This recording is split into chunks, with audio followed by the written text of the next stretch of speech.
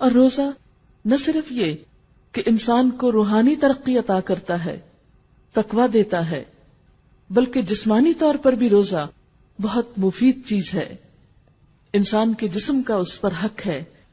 عام طور پر ہم سمجھتے ہیں کہ یہ حق جسم کو کھلا پلا کر دیا جاتا ہے یا بہت آرام کر کے دیا جا سکتا ہے، حالانکہ بسا اوقات جسم کا حق کھانے پینے سے رک کر دینا ہوتا ہے، اور روزہ دراصل جسم کا حق دینا بھی ہے. ہمارا معدہ دن میں سارا وقت کام کرتا ہے، ہم اسے چین نہیں لینے دیتے. کبھی کچھ کھا لیتے ہیں، کبھی پی لیتے ہیں، کبھی کچھ منہ میں ڈالتے ہیں، کبھی کچھ منہ میں ڈالتے ہیں. اس بیچارے کو آرام تو ملتا ہی نہیں. اور نہ صرف یہ کہ معدہ، بلکہ اس کے ساتھ جگر جیسی چیز جس کو غذا کے ہضم میں مدد دینے کے علاوہ 15 اور کام کرنے ہوتے ہیں. رمضان میں جب 10-12 گھنٹے کے لیے معدے کو سکون ملتا ہے، جگر کو کم کام کرنا پڑتا ہے، تو وہ زیادہ صحت مند ہو جاتے ہیں. یہ جسم کی زکوٰۃ بھی ہے. اسی طرح روزے کے دوران خون کی مقدار میں بھی کچھ کمی ہوتی ہے، اور اس سے دل بھی کچھ آرام اور چین پاتا ہے. بلڈ پریشر بھی کنٹرول ہوتا ہے اور پٹھوں پہ دباؤ بھی کم ہوتا ہے. افطار کے وقت تک خون میں موجود غذائیت کے تمام ذرات تحلیل ہو چکے ہوتے ہیں، یعنی انسان وہ سب کچھ استعمال کر چکا ہوتا ہے، اور اس سے پھر شریانوں پر یا وریدوں پر چربی نہیں چڑھتی اور انسان زیادہ صحت مند ہوتا ہے. شریانیں سکڑنے سے محفوظ رہتی ہیں. اس طرح روزہ دل کی بیماریوں سے بھی حفاظت کا ذریعہ ہے. اسی طرح روزے کی وجہ سے کچھ گروتھ ہارمونز جسم کے اندر پیدا ہوتے ہیں.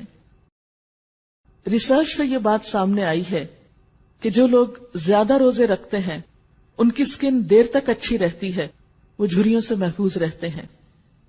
یعنی بہت سے لوگ یہ سمجھتے ہیں کہ کھا پی کر زیادہ صحت مند چہرہ نظر آتا ہے، لیکن معاملہ اس کے برعکس ہے. خواتین تو خاص طور پر اپنے سکن کے معاملے میں بہت کانشیس ہوتی ہیں. ان سب کے لیے ایک اچھی ٹپ ہے، لیکن یاد رکھیے کہ ہمیں صرف اس جسمانی فائدے کے لیے روزہ نہیں رکھنا، اصل تو اللہ کی رضا کی خاطر اللہ کے لیے نیت کر کے رکھنا ہے. لیکن جب کوئی شخص اللہ کا ہو جاتا ہے، اللہ کے لیے کوئی کام کرتا ہے، تو ایسا نہیں ہوتا کہ دنیا کا فائدہ اس کو حاصل نہیں ہوتا.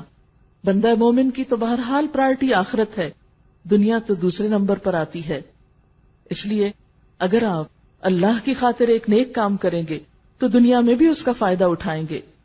گروتھ ہارمونز جب بڑھتے ہیں جسم میں تو اس سے پٹھوں میں پروٹین بڑھتی ہے، اور فری فیٹی ایسڈز کی تیز حرکت کی وجہ سے پٹھوں کو توانائی مہیا ہوتی ہے.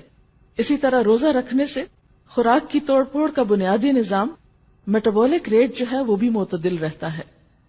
اور بھی اس کے بے شمار فوائد بتائے گئے ہیں، لیکن اس وقت چونکہ موقع طبی فوائد بتانے کا نہیں، لیکن ہلکا سا ذکر کرنا مقصود تھا تاکہ انسان یہ جان سکے کہ ہمارا دین جب ہمیں کچھ سکھاتا ہے تو وہ صرف آخرت کے لیے نہیں، اس میں ہماری دنیا کا بھی فائدہ ہوتا ہے.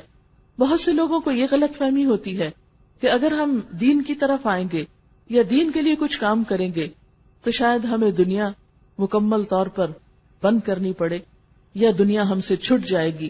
نہیں، اللہ تعالیٰ ہی نے یہ دنیا بنائی ہے. وَلِلَّهِ الْآخِرَةُ وَالْأُولَى، یہ دنیا بھی اور آخرت بھی سب اللہ ہی کی ہے. اصل امتحان اس بات کا ہے کہ ہم جیتے کس کے لیے ہیں، قریب کی چیز کے لیے یا اس اصلی چیز کے لیے. اور ہم جو بھی کام کرتے ہیں اس میں فائدہ کس کا دیکھتے ہیں، صرف دنیا کا یا آخرت کا. آخرت ایک بلند منزل ہے. جو انسان بلندی کا سفر شروع کرتا ہے اس سے کم تر چیزیں، راستے کی چیزیں اسے ملتی چلی جاتی ہیں. وہ تو راستے میں آتی ہی ہیں، دنیا تو راستے میں آ جاتی ہے.